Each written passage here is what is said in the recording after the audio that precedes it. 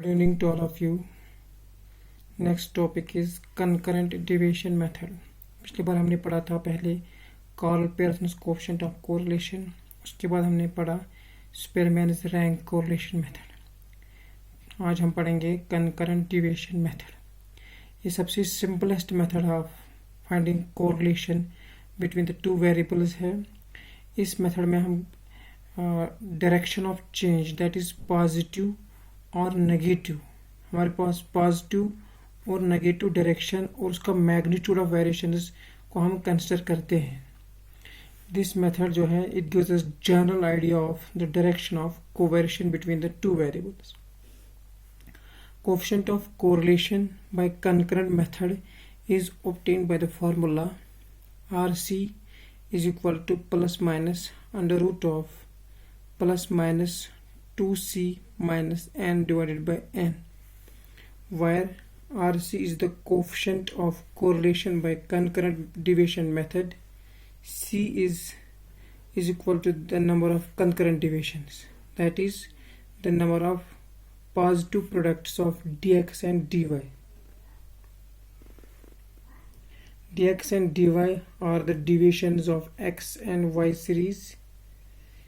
इस मेथड में जो भी वैल्यूज सीरीज में दिए गए हैं उसमें हम देखते हैं कि जो भी वैल्यूज सक्सीडिंग वैल्यूज अगर प्रेसीडिंग वैल्यूज से बड़ा है तो हम डिविएशन को पॉजिटिव कंसिडर करते हैं। अगर सक्सीडिंग वैल्यू प्रेसीडिंग वैल्यू से छोटा है तो हम उसको नेगेटिव से असाइन करते हैं।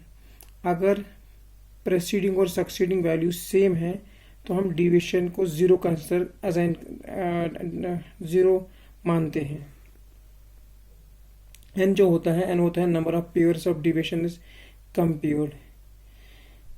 जो n जो होता है ऑलवेज इक्वल होता है n minus 1, where n is the number of paired observations in the series. Concurrent deviation को सॉल्व करने के लिए हम इन स्टेप्स को फॉलो करते हैं। सबसे पहले हम deviation of x dx and dy for x and y series निकालते हैं। उसके बाद उन को हम जो डिविएशंस हमारे पास आती हैं उन साइंस को हम मल्टीप्लाई करते हैं। जो पॉजिटिव नेगेटिव डिविएशंस जो आती हैं उनको हम मल्टीप्लाई करते हैं और फिर उसमें से हम पॉजिटिव प्रोडक्ट्स को काउंट करते हैं जिसको हम डिनोट करते हैं c से। उसके बाद हम n निकालते हैं जो बराबर होता है n-1। फिर इन वैल्यूज को हम फॉर्मूला में पुट करते हैं और हम कोएफिशिएंट ऑफ कोरिलेशन निकालते हैं बाय कंकरेंट डिविएशन मेथड। इसमें दो केसेस आते हैं। अगर 2c-1 बराबर पॉजिटिव निकलेगा तब हम खाली पॉजिटिव साइन को यूज करेंगे at both the places in the formula. तो हमारी फार्मूला जो बनती है फिर वो आती है RC is equal to plus under root of plus 2C minus n divided by n। If 2C-1 हमारा नेगेटिव निकलेगा देन हम खाली नेगेटिव साइन को यूज करते हैं both the places in the formula. हमारी फार्मूला फिर बनती है RC is equal to minus under root of minus 2C minus n divided by n। इसको पूरा समझने के लिए हम एक क्वेश्चन को सॉल्व करते हैं। हमारे पास एक क्वेश्चन है, calculate the coefficient of concurrent deviations from the following data. हमारे पास डाटा दिया गया है, प्राइसेस दिए गए हैं और नेक्स्ट में हमारे पास इंपोर्ट्स दिए गए हैं। अब इसको हम सॉल्व करेंगे ताकि इसको हम और अच्छे समझने की कोशिश करेंगे। हमारे पास जो प्राइस है उसको हम एक कॉलम में लेंगे। हम प्राइस को डिनोट करेंगे x से। जो हमारे पास प्राइस की वैल्यू दिए हुए हैं 368, 384, 385, 361, 347, 384, 395, 403, 400, 385। फिर हम डिविएशन निकालेंगे जिसको हम डिनोट करेंगे dx से। पहला को हम ऐसे ही छोड़ेंगे, फिर इसके बाद हम देखेंगे 368 के बाद यहाँ पर 384 है तो ये 384 जो है 368 से बड़ा है तो हम इसको पॉजिटिव से डिनोट करेंगे डिविएशन को। फिर 384 के बाद 385 आ रहा है, ये भी बड़ा है तो इसको हम पॉजिटिव से असाइन करेंगे। फिर 384 के बाद 385 के बाद 361 है, 361 इससे छोटा है इसको हमने नेगेटिव से नेगेटिव असाइन किया। 361 से छोटा है तो हमने नेगेटिव साइन असाइन किया। 384 बड़ा है इससे तो हमने पॉजिटिव साइन दिया। 395 384 से बड़ा है तो हमने पॉजिटिव साइन असाइन किया। फिर इसके बाद 403 वो बड़ा है 395 से तो हमने पॉजिटिव साइन किया। फिर 400 छोटा है 403 से तो नेगेटिव साइन। 385 छोटा है 400 से तो नेगेटिव साइन। इस तरह नेक्स्ट कॉलम में हमने लिखे इंपोर्ट्स और जो हमारे पास दिए हुए हैं 20, 21, 24, 20, 22, 26, 24, 29, 20, 27। जो हमारा पहला कॉलम है हम उसको ब्लैंक छोड़ेंगे। इसके बाद 22 के बाद यहाँ पे 21 दिया हुआ है। 21 छोटा है तो हमने नेगेटिव साइन असाइन किया।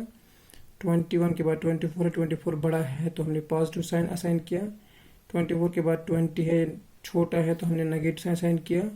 फिर इसके बाद 22 है तो बड़ा है तो हमने पॉजिटिव साइन असाइन किया। इसके बाद 26 है, बड़ा है तो हमने पॉजिटिव साइन असाइन किया। इसके बाद 24 है, छोटा है तो हमने नेगेटिव साइन असाइन किया। इसके बाद 29 है, 24 से बड़ा है तो पॉजिटिव साइन। 29 के बाद 28 छोटा है तो नेगेटिव साइन। 28 के बाद 27 छोटा है 28 से तो हमने नेगेटिव साइन किया। इसके बाद हम इनका मल्टीप्लिकेशन करते हैं dx और dy को।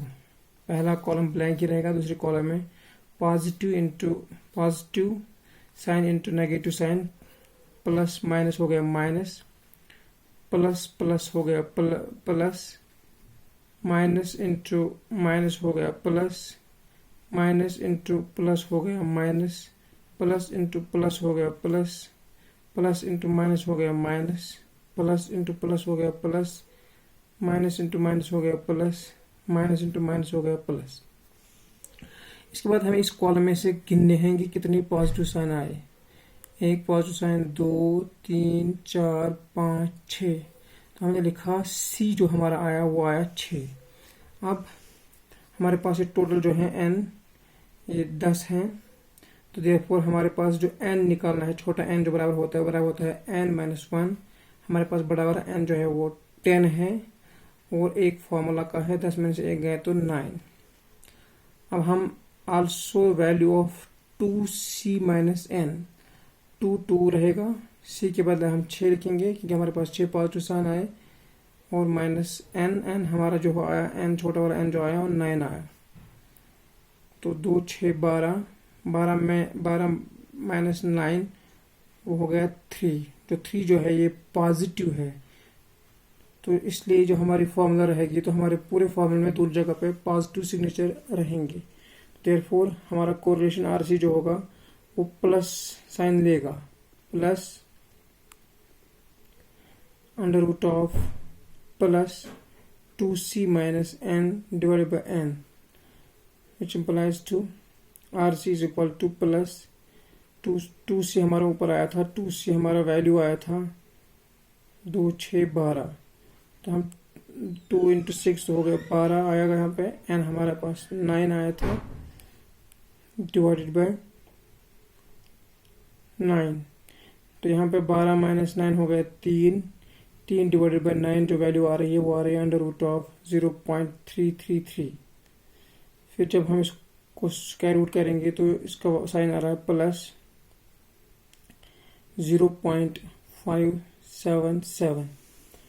Hence, we can say there is a moderate degree of correlation between the prices and imports. This completes this question.